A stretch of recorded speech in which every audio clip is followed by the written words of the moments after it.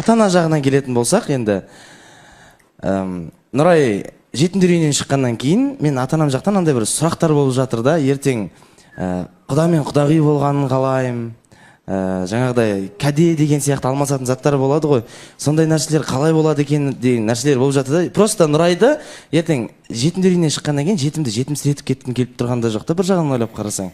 Сол нәрселер кішкене бір мәселе, сұрақтар пайда болып жатыр. Нұрай?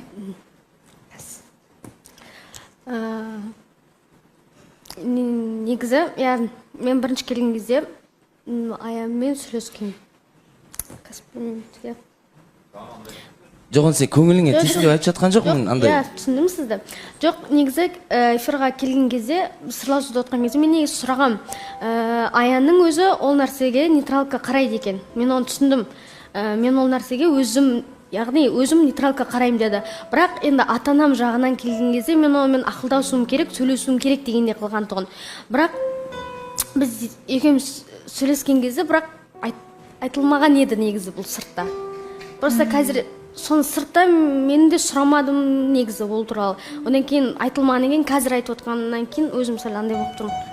Сыртта айтып, сәл сөйлесіп, сол нәрсені андайға шешу керек бе деп ойланып тұрмын негізі қазір. Ол нәрсеге менің өзім де негізі ойланып жүрдім да, олар түбегейлі қарсы немесе түбегейлі қарсы емес деген нәрсе айтылып жатқан жоқ.